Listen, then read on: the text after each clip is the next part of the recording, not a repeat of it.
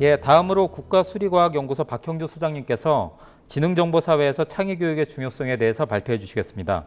박형주 소장님은 서울대 물리학과를 졸업하신 후 미 UC 버클리에서 박사학위를 취득하셨고 오클랜드대 수학과 교수, 포항공대 수학과 교수를 거쳐 현재 국가수리과학연구소 제4대 소장으로 재직 중이십니다. 박형주 소장님을 박수로 모시겠습니다. 저는 오늘 교육을 맡았는데요.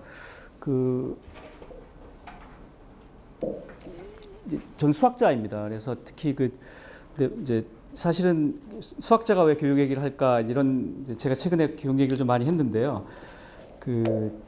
몇 가지가 예를 들어서 저희 초중고 학생들을 중심으로 생각하면 이제 학생들이 가장 지쳐하고 민감해하고 그리고 힘들어하는 게 수학이거든요. 그러니까 이거는 당장에 대치동에 가보면 압니다. 대치동에서 옛날에는 사교육 시장이 논술 시장 사교육이 있고 영어 사교육이 있고 그 다음에 수학 사교육이 있었다고 하는데요. 지금은 다른 건 거의 없고 그냥 수학 사교육만 있습니다. 그러니까 수학이 사실 사교육의 주범이에요. 그러니까 그 이유가 이제 영어는 최근에 절대평가로 바뀌면서 민감도가 훨씬 줄어들었고요. 그러다 보니 이제 변별력이 대부분 수학에서 나온다고 그래서 거기로 가는데요. 그래서 과연 우리가 이렇게 많은 것들을 아이들에게 가르칠 필요가 있는가부터 우리가 아이들에게 이렇게 너무 스트레스, 과연 4차 산업혁명 시대에 이 아이들의 꿈과 끼가 더 중요할 텐데 이렇게 아이들에게 스트레스를 주고 수학을 포기하는 그런 아이들이 늘어나고 하는 이런 게 맞는 건가? 우리가 너무 많이 가르치고 있는 게 아닌가라는 논의도 최근에 시작됐고요. 여러 가지 있는데요. 이제 저는 이제 이런 문제들에서 이제 스탠다드하지 않은 표준적이지 않은 시각을 갖고 있습니다. 그래서 그런 말씀을 몇 개 드리고 싶고요. 표준적이지 않다라는 게 예를 들어서 조금 전에 이제 이경일 대표님 강의 들으면서도 이제 굉장히 동의가 되는 부분도 있고 일부가 동의 안 되는 부분도 있어요. 그러니까 예를 든다면은 이 인공지능이라는 게 그러니까 지금 결국은 알고리즘과 데이터라는 관점으로 본다면 알고리즘은 지금 대부분 구글이나 아까 텐서플로우 같은 거 개방돼 있고 우리가 마음대로 가져다 쓸 수 있기 때문에 이제는 데이터의 싸움이고 그래서 알고리즘은 거의 무료에 가깝고 이제 이런 말씀하셨는데 상당 부분 사실이긴 하지만 정말로 혁신은 오픈되지 않은 곳에서 일어나고 있습니다. 그러니까 제가 시간이 된다면 좀 예를 들겠는데요. 알고리즘에서도 그러니까 인공지능, 그러니까 빅데이터 관련한 알고리즘에서도 최근에 혁신을 만들어내고 있는 몇 개는 공개되고 있지 않습니다. 그래서 실제로 알고리즘을 우리가 공개되고 무료에 가깝다고 인정하고 데이터에 집중하는 건 저는 오류라고 생각합니다. 앞쪽은 대부분 다 아시는 얘기라서 빨리 넘어가도 되겠습니다. 그러니까 인류 역사에서 과학의 발전이 일자리 문제를 야기한 예는 굉장히 많습니다. 아까도 말씀해 주셨기 때문에 겹치는 부분이 있어서 넘어가겠습니다. 이렇게 쭉 가죠. 그런데 이 세 번의 산업혁명에서 우리가 배운 거는 아까도 일부 말씀해 주셨는데요.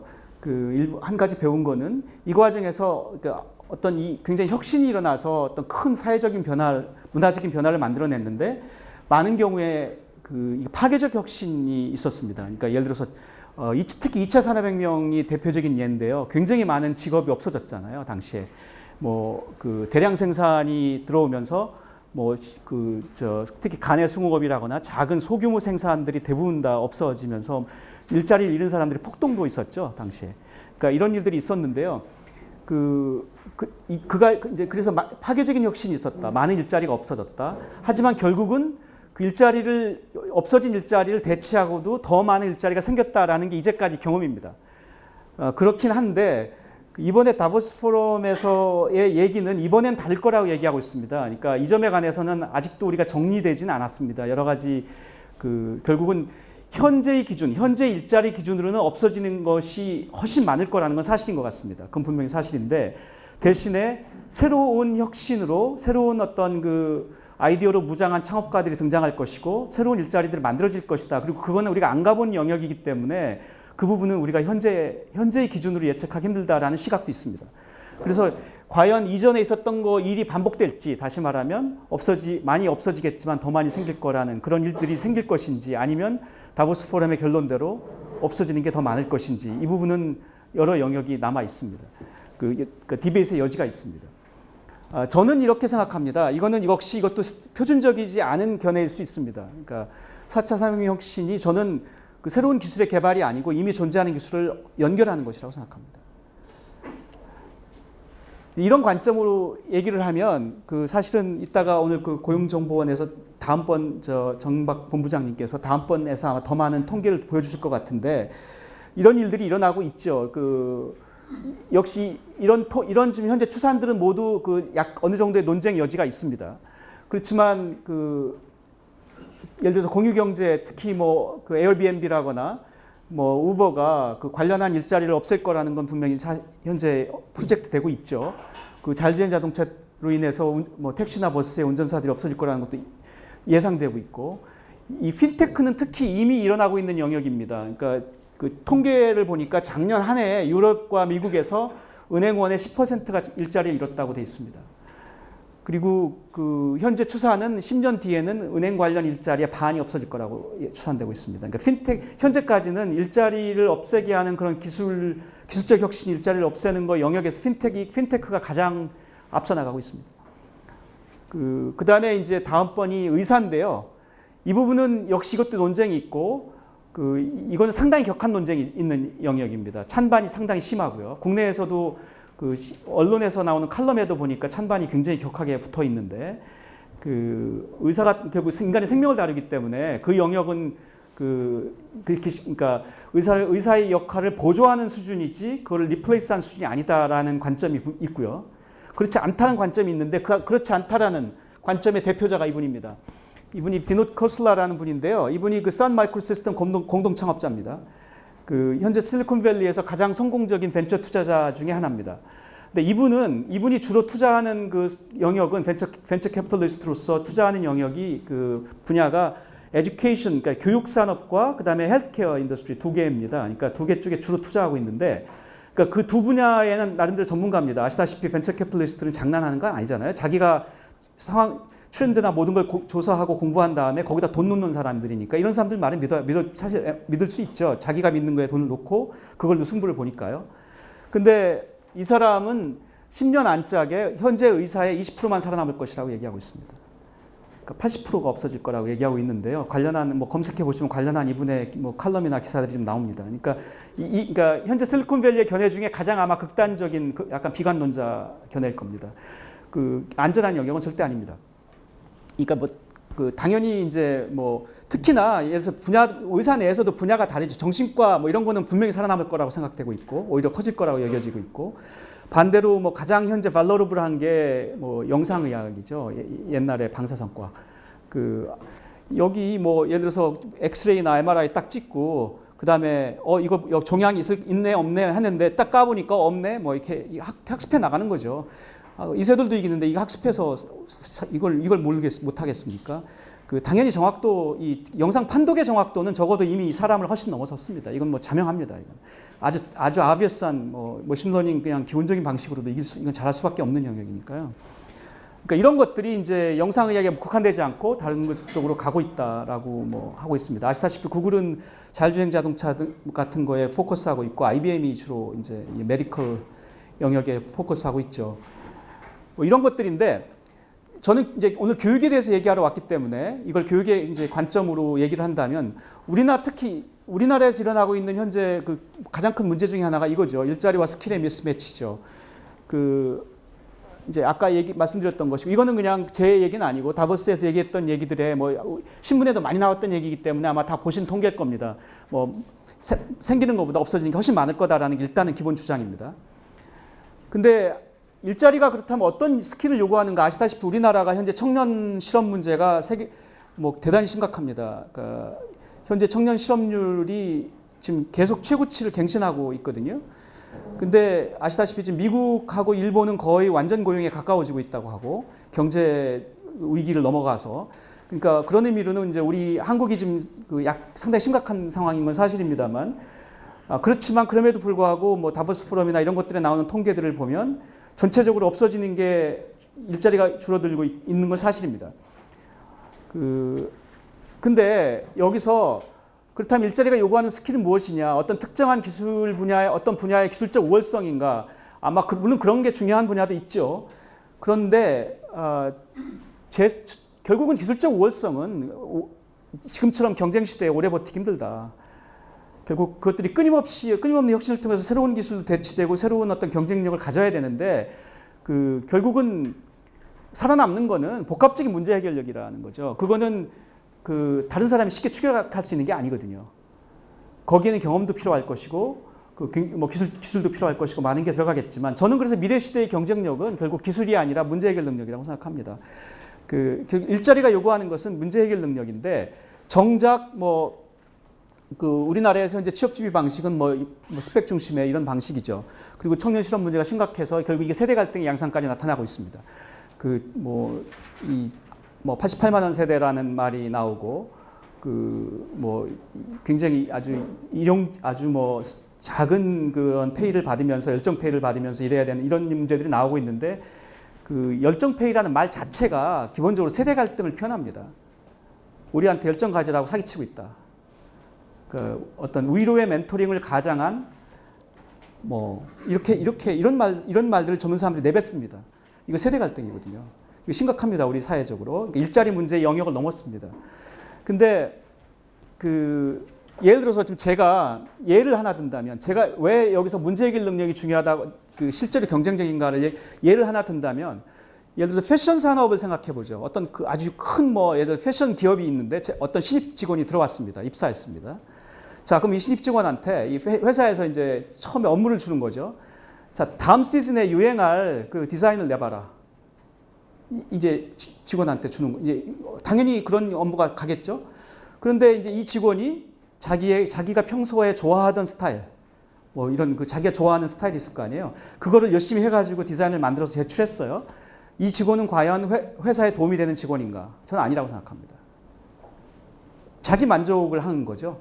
자기가 항상 하고 싶었던 거를 해본 건데 사실은 이 직원이 그러니까 만약에 제가 생각하는 합리적인 생각의 어떤 훈련을 충분히 받은 사람이라면 아마도 그렇게 자기가 좋아하는 디자인을 만들어서 제출하지 않고 먼저 지금의 사람들이 소비자가 뭘 원하는지를 먼저 데이터를 모을 겁니다. 먼저 어떤 데이터, 어떤 영화를 보나, 무슨 음식을 먹나, 이런 걸 먼저 이런 데이터, 그러니까 옷하고 아무 관계없는 패션과 아무 관계없는 이런 데이터를 모으겠죠. 그런 다음에 그것들의 시사점을 찾아야겠죠. 어떤 영화들을 보고 어떻게 시간을 보내는구나. 술을 옛날보다 덜 먹는구나. 밥을 혼자 많이 먹는구나. 이런 것들이 문화적인 것들이잖아요. 그런 데이터를 다 모은 다음에 그것들이 패션의 어떤 임플리케이션, 함의를 찾는 거죠. 그렇다면 이 패션으로는 아마도 이런 것들을 사람들이 원하겠구나. 결국은 데이터라는 게 패션 산업에 관계된 데이터만 모으는 게 아니거든요. 그 방대한 데이터로부터 의미를 읽어내는 능력, 이게 제 생각에는 문제 해결 능력의 출발입니다. 데이터의 의미를 읽어내는, 그러니까 데이터 자체는 의미가 없어요. 데이터로부터 의미를 읽어내는 능력이 결국 이게 제가 생각하는 알고리즘인데 알고리즘이 중요하죠. 그러니까 그래서 다음 시즌엔 그러니까 이런 거를 내놔야 되겠구나. 하지만 제가 개인적으로 좋아하는 취향이 아니에요. 아니더라도 그거를 제출하는 게 저는 회사에 유능한 직원이라고 생각합니다. 이게 문제 해결력이거든요. 그러니까 제가 생각하는 문제 해결력은 디자인을 잘하는 능력이 아니라 그러니까 결국은 미래를 읽어내는, 뭐가 유행할 거라는 읽어내는 능력은 그러니까 이런 데이터를 모으고 필요한 데이터를 모으고 그것으로부터 합리적인 추정의 과정을 거쳐서 결론을 이끌어내는 능력, 이게 정확히 문제 해결 능력입니다. 그런 것들은 스펙 중심의 취업 준비에서 나오지 않습니다.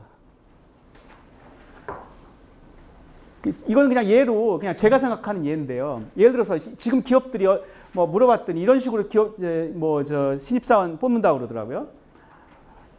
상식 시험도 보고 외국어 시험도 보고 수학 시험도 보고 상식 시험 아시다시피 물론 기본적인 상식이 있어야 되겠지만 휴대폰 검색하면 웬만한 거 다 나오니까요. 외국어 시험. 저는 외국어 공부가 미래 시대에 아직도 중요하다고 생각합니다. 그러니까 어떤 분은 이 자동 번역 이런 거 다 나오니까 이제 앞으로는 미래는 그런 거 영어 외국어 가르치지 말자. 다 어차피 근데 결국은 이 외국어라는 거는 특히 어린 시절부터 배우는 외국어는 아이가 접할 수 있는 세상을 늘려주거든요. 그건 굉장히 큰 차이를 만들 수 있습니다.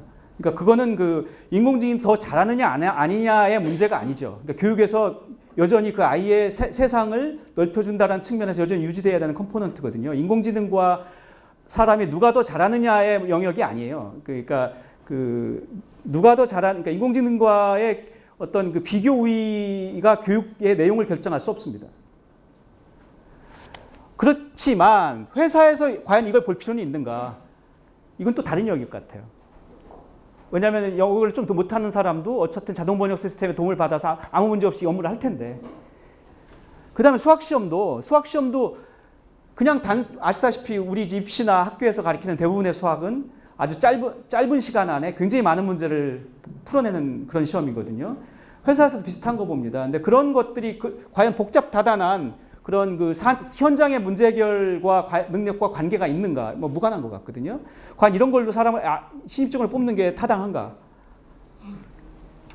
뭐 예를 들어서 이제 이런 방식이면 어떤 거? 저는 아까 문제 해결 능력을 얘기했는데 결국 문제 해결 능력을 테스트해야 되는 거거든요. 그러니까 뭐 아주 미니 프로젝트 던져주고 그걸 일주일 동안 해결하는 거를 지켜보는 해결의 방식을 지켜보는 것 또는 아까 말한 것처럼 소비자들의 각종 소비자들의 트렌드 데이터를 던져주고 그거로부터 다음 시즌에 우리가 뭘 만들어야 될지를 끄집어내봐라. 그러니까 데이터의 의미를 이겨내는 능력. 이것들을 테스트해야 된다고 생각합니다. 이제 아시다시피 빅데이터 시대가 왔는데요. 맥킨지가 지난 2013년에 낸 보고서에 의하면 그 이전 2년 동안 전 세계 휴대폰을 통해서 오고 간 데이터의 총량이 그 이전에 인류가 2000년 동안 축적한 지식의 총량과 같다라고 얘기했었습니다. 그러니까 그 정도로 데이터가 방대해지고 있거든요. 예전에는 모으지 않던 데이터들도 지금은 모으기 때문에 더 방대해지는데요. 그러니까 단지 무슨 뭐 영상 통화를 하고 이래서만 많아지는 게 아니고 심지어는 뭐 최근에 스타트업으로 꽤 성공한 회사 중에 하나가 전력 빅데이터 회사인데요. 이 회사는 어떤 데이터를 모으냐면 집안에 있는 계량기가 15분에 한 번씩 잽니다. 한전에서 재는 게 그거 유일한 목적은 그냥 월말에 한번 청구서내 주기 위해서 달거든요. 근데 그거를 이제 스마트 저기로 계량기로 이제 갈아 끼우는 건데요. 근데 그거는 이제 1분에 한 10번 정도 잽니다. 1초에 한 10번 잽니다. 그러니까 이제 그렇게 되면 그걸 모으면 이제 방대한 데이터. 그래서 옛날에 없던 데이터들이 이런 식으로 만들어져요. 이게 이제 또 다른 빅데이터거든요. 근데 이걸 하면은 그러면 예를 들어서 뭐가 나오는데 그렇게 되면 이 집은 몇 시에서 몇 시에 주로 활동하고 뭐 TV는 언제 왜냐하면 이 데이터를 수학적 방식으로 알고리즘으로 또 분해할 수가 있어요. 빅데이터를 쭉 추적하면 이 중에 이런 데이터 중에 전기 사용 데이터 중에 이만큼은 냉장고고 이만큼은 TV고 이만큼은 뭐 컴퓨터고 이걸 분리할 수 있거든요. 그런 수학적 방식이 있습니다. 근데 이렇게 하고 나면 이 집은 냉장고를 대충 뭐 어느 정도 쓰고 TV는 어느 시간에 보고 그 집의 라이프 스타일이 나와요. 이거 개인 정보죠. 이 집은 뭐 공부는 언제 하고 애는 뭐 아침에 몇 시쯤에 일어나고 다 나오잖아요. 그걸 이용하면은 도둑질도 할 수 있잖아요. 사람 없는 시간도 할 수 있고. 그러니까 이런 게 그러니까 이런 것들이 예전에 없던 데이터들을 지금은 만들어냅니다. 그리고 그걸 가지고 비즈니스 아까 그 회사 이코드라는 회사는 이걸 가지고 사업화를 해서 꽤 성공했습니다. 미국에서 실리콘밸리에서 650만 불 투자도 VC들한테 받았고 최근에 소프트뱅크에서 3천만 불 투자 받았다고 들었는데, 그러니까 이런 것들이 이제 그걸 가지고 그러니까 그런 종류의 데이터를 모아서 그걸 가지고 밸류를 애드해야 되는 거예요. 예를 들어서 냉장고가 이렇게 돼야 되는데 어느 날 보니 이렇게 돼 있어요. 그러면 문자가 그 집에 가요. 당신의 냉장고 고장 난 것 같다. TV가 분명히 이 집은 이 시간에 TV가 켜 있으면 안 되는데 켜 있어요. 경찰서에 문자가 가요. 이 집 도둑 든 것 같으니까 한번 가보라고. 이런 것들이 이제 밸류를 애드하는 사업이 되는 거예요. 그러니까 데이터를 모은 다음에 그 데이터 어떻게 쓸 건지, 어떻게 비즈니스 할 건지 정하는 거죠. 이런 게 다 이제 새로운 창업이죠. 자, 그런데 결국은 무슨 말인 거 아니? 아까 말한 그런 전력 데이터를 모은 다음에 그거로부터 의미를 읽어내서 사업화까지 하는 거잖아요. 이런 것들이 제 생각에 데이터의 의미를 읽어내는 능력입니다.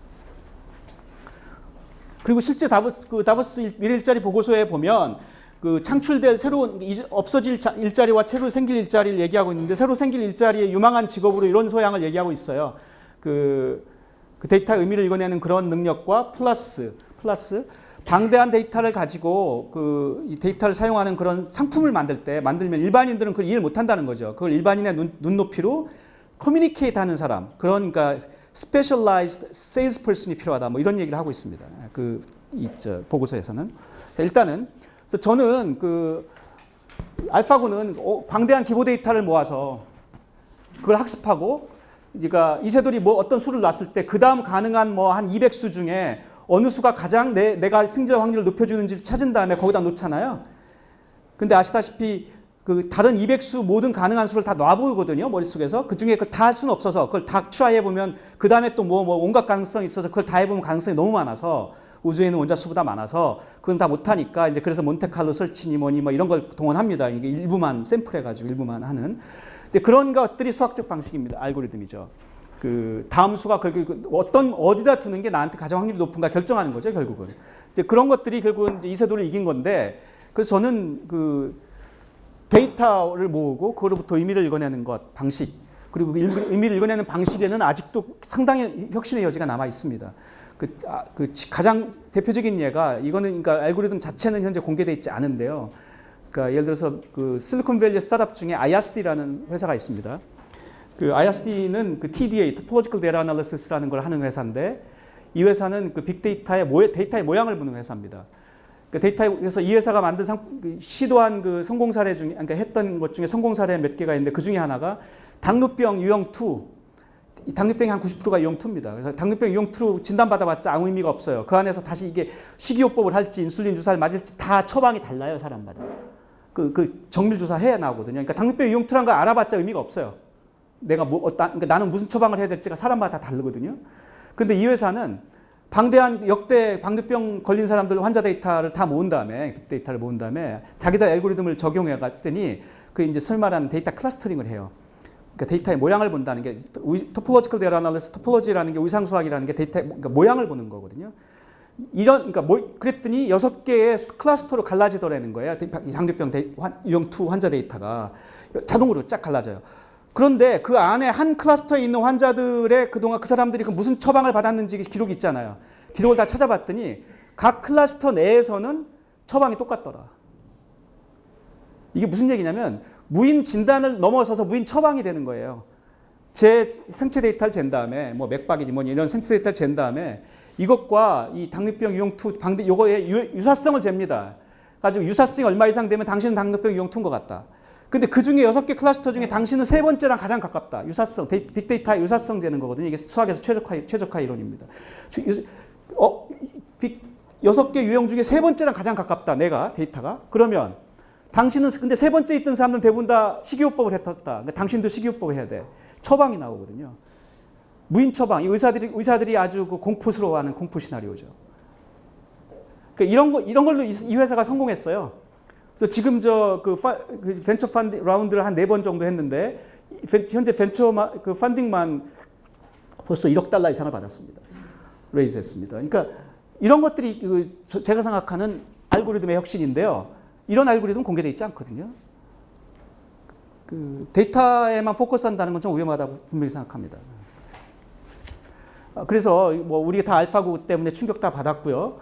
뭐 제가 지금 아까 말했던 의사 영역의 이 부분인데 판독 정확도에서 우리가 인간이 당할 수가 없기 때문에 어차피 이런 거는 과감하게 넘어갈 건 넘어가야 되는 거거든요. 그 다음에 제가 이제 이 스푸트닉 얘기도 뭐 어디서 자주 아마 보셨을 것 같긴 한데요. 변화라는 게, 혁신이라는 게 항상 내부에서만 일어나진 않습니다. 외부적인 요인이 필요할 때가 있죠. 미국이 옛날에 냉전 시대 구소련과 뭐 적대적인 관계였는데, 아시다시피 인공위성은 구소련이 먼저 쐈습니다. 그거 하고 나서 미국이 다 뒤집혔잖아요. 발칵 뒤집히고 자기들이 제일 슈퍼파워인 줄 알았는데, 당시 대통령이 아이젠하워입니다. 그래서 이제 여론에 떠밀려서 이제 결국은 달파하고 나사를 만들거든요. 나사와 달파가 그러니까 스푸트닉 때문에 생긴 겁니다. 그리고 특히나 제가 이해하는 걸로는 아이젠하워 대통령 굉장히 보수적이고 특히 교육이나 이런 중요한 이런 분야를 손대기 싫어했대요. 그러니까 그렇게 여론이 당시 우리가 뭔가 해야 된다, 뭐 이런 식으로 우리가 소련한테 먹힐 수 없다, 뭐 이런 여론이 강했는데도 불구하고 결국은 나사와 달파선에서 끝내고 교육은 손 안 댔습니다. 결국 다음 대통령 케네디가 했는데요. 케네디가 선거 공약부터 수학과 과학 교육을 다 뒤집어 엎겠다고 했었습니다. 그리고 결국은 그 공약을 관철했습니다. 나중에 대통령 돼서 이제 결국 뉴 프런티어 계획을 했죠. 그래가지고 수학과 과학을 다 뒤집어 엎었는데 결국 그게 20세기 후반 미국의 경쟁력의 원천이었다라고도 생각합니다. 그러니까 지금이 알파고라는 게 다른 나라보다 지금 인공지능에 우리나라가 일반 국민의 눈으로 본다면 훨씬 민감합니다. 왜냐하면 알파고를 겪었기 때문인 것 같아요. 그러니까 그런 의미로는 우리의 스푸트닉이 있는 거죠. 그러니까 우리한테는 복인 거죠. 지금이 이런 그런 외부적인 요인으로라도 교육을 바꿀 적기입니다. 맞춤 교육의 위험성. 저는 특정 분야에 최적화된 그런 사람을 길러내는 맞춤 교육은 자살 행위라고 생각합니다. 이 기업에 있는 분들 중에 특히 맞춤 교육을 대학이 안 한다고 굉장히 비난하는 분들이 있어요. 당장 회사에 오면 당장 써먹을 수가 없다. 새로 교육해야 된다. 이게 뭔 짓이냐. 대학에서 제대로 가르쳐라. 이렇게 얘기하시거든요. 이거는 개발 독재 시대에 있던 일이나 할 수 있던 얘기입니다. 이걸 21세기 지금 얘기하는 건 참 위험한 일인데요. 일단 이건 시간이 없어서 제가 이거 패스해야 될 것 같고 이거는 그냥 패스할게요. 이따가 결국은 뭐냐면 직업이 탄생 소멸이 빈번하다. 이게 아까 그 다보스 미래 일자리 보고서의 주요 내용입니다. 근데 어떤 특화된 맞춤형 교육으로 한 직업에서 잘 했는데 그 직업이 없어져 버렸어요. 아예 없어져 버렸어요. 뭐 새로운 부서로 갔어요. 완전히 이제까지 한 번도 안 해본 인생에서 살면서 한 번도 안 해본 일을 해야 돼요. 이런 일들이 생길 거라는 거거든요. 어떻게 할 건데요? 맞춤형 교육 받고 뭐 손 놓고 뭐 산으로 들어갈까요? 굉장히 위험한 발상이죠. 그 직업의 연속성이 보장되지 않는 한 맞춤형 교육은 뭐 아이의 인생에 대단한 위험이죠. 그래서 이 지식의 유효 기간이 짧습니다. 지금은 새로운 지식이 끝없이 나와서 이전 거를 리플레이스하기 때문에 몇 년 못 가죠. 그러니까 학교에서 배운 지식으로 평생 먹고 살던 시대는 끝났습니다. 지났습니다. 한 직업 내에서도 전문성이 끊임없이 변화한다라고 다보스 보고서는 얘기하고 있습니다. 그러니까 끊임없이 학습이 필요한 시대인데요. 저희들은 좋은 시대에 태어나서 안 그래도 됐으니까 참 얼마나 다행인지. 근데 아이들은 안 그렇거든요. 그러니까 결국은 학습 능력, 새로운 걸 배워나가는 능력 필요할 때 이게 결국은 이제 일자리의 주요 소양일 거라는 거죠. 아까 앞에서 제가 안 보여드린 내용은 이 세 가지 직업을 제가 보여드리고 있는데요. 이 세 가지 직업은 너무나 달라 보이는데 이 세 가지 직업이 하나는 미술품 감정사고 하나는 과학수사요원이고 하나는 영상 채팅 개발자인데 아무 관련 없어 보이는 세 가지 직업인데 내용을 봤더니 같은 소양을 요구하더라라는 얘기입니다. 제가 시간이 없어서 그러니까 그래서 미술 의작품 감정을 아시다시피 최근에 천경자 화백 미인도나 이우환 화백건 이런 거 많이 보셨죠? 이게 의작이냐 아니냐 모르고 아직도 분쟁 중이잖아요. 지금은 자기도 자기 작품을 모른다고 그러잖아요. 이게 진짜인지 아닌지. 이런 시대라서 이 의작품 감정도 옛날이랑 이제 개념이 다릅니다. 미국의 PBS가 공영방송이 2008년에 다큐를 하나 방송했었어요. 근데 그 다큐가 뭐였냐면 고흐 작품, 반 고흐 작품 6개를 보여주고 그 중에 하나는 가짜예요. 일부러 만든 가짜. 반 고흐 그리고 나머지 5개는 진짜 진품이에요. 그래놓고 그 중에 가짜 찾아내기 챌린지를 했었어요. 오픈 챌린지. 그리고 그 챌린지를 이제 결국 세 팀이 풀었는데 제대로 찾았는데 그 세 팀이 해결해 나가는 과정을 쭉 찍은 다큐였어요. 굉장히 재밌었습니다. 근데 그 성공한 세 팀 중에 하나가 수학자 팀이었어요. 근데 그 팀이 어떻게 풀었냐면 이걸 갖다가 그림의 윤곽만 딱 그리고 그다음에 나머지 디테일들을 따로 표현하고 두 개를 나누는 방법을 찾았어요. 웨이블릿이라는 걸 썼는데 그런 다음에 이것도 그림이니까 그 디테일 그걸 다시 또 그것의 두 번째 단계죠. 다시 그것의 윤곽과 더 세부 내용 이렇게 또 나누고 또 다시 이것의 윤곽과 세 번째 이런 식으로 쭉 그림을 이렇게 계층적으로 표현하는 방법을 찾았거든요. 그렇게 하면 진품은 그 사람이 자기 어떤 머릿속 생각을 쭉 일필휘지 그려나갔잖아요.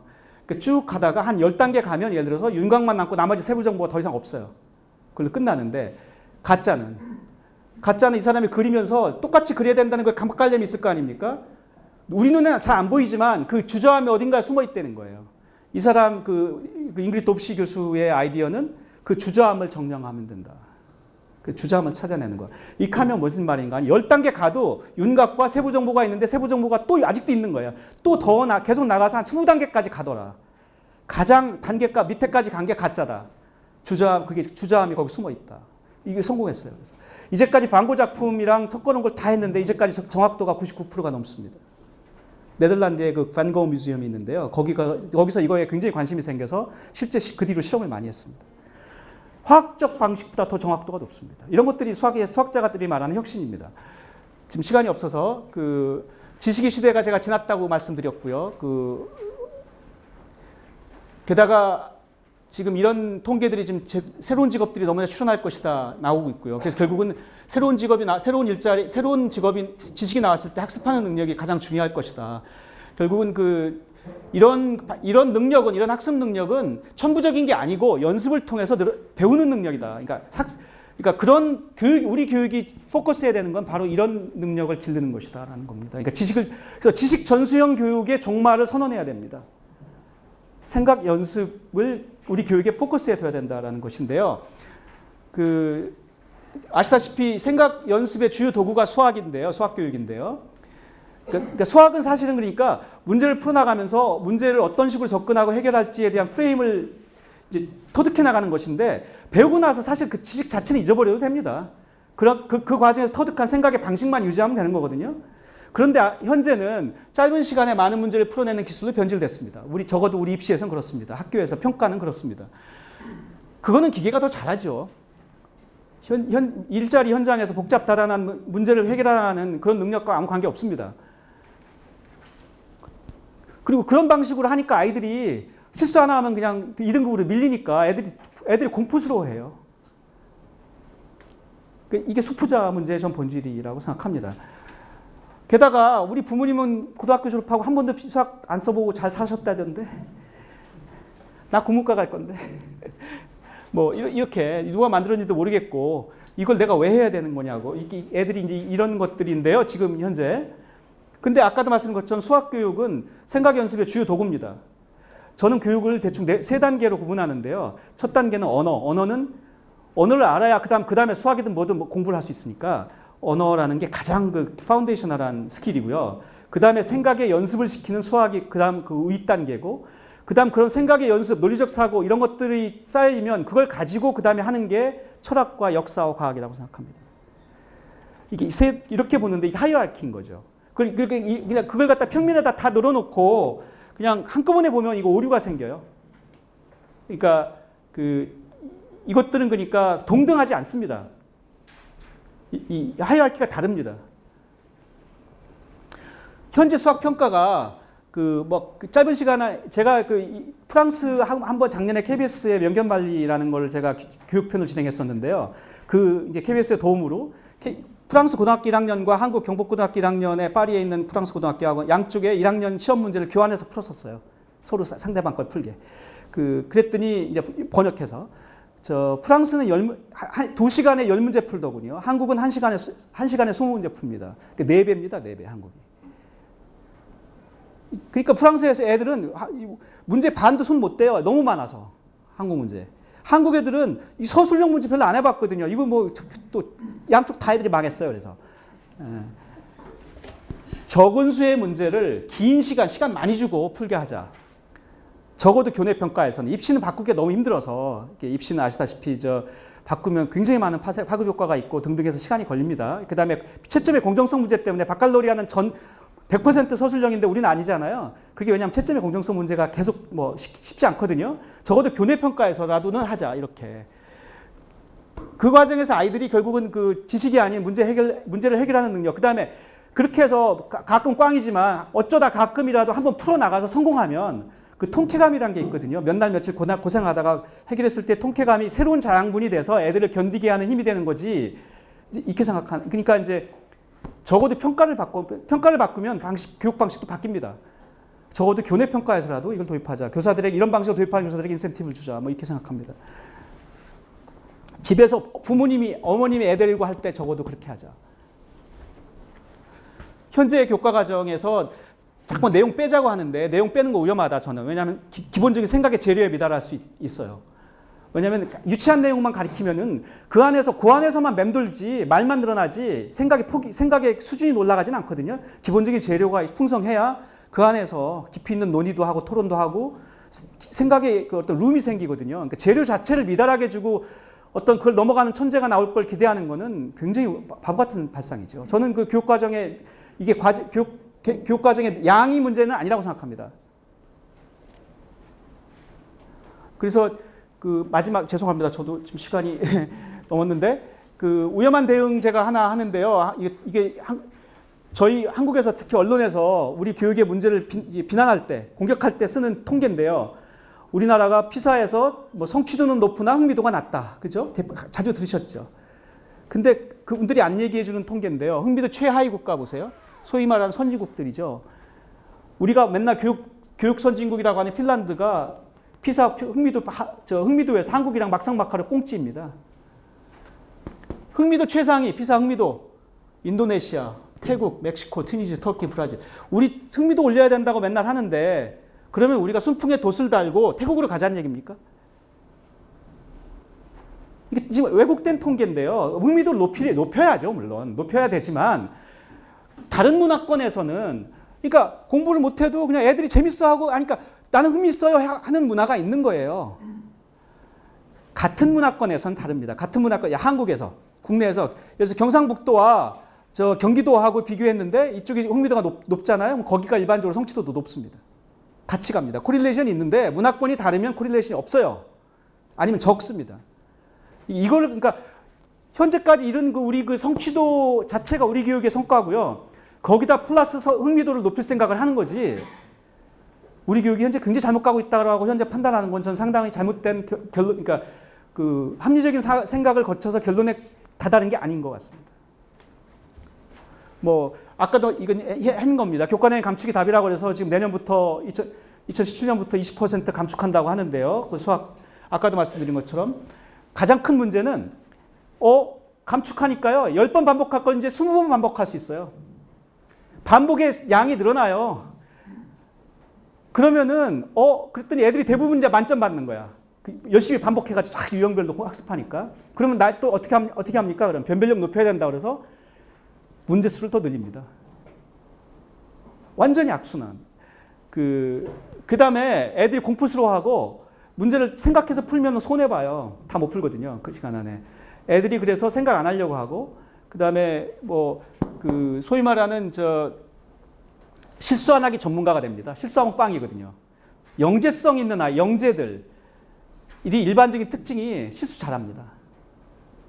짧은 시간에 많은 문제 못 풉니다. 얘네들이 막 다 망해요, 지금.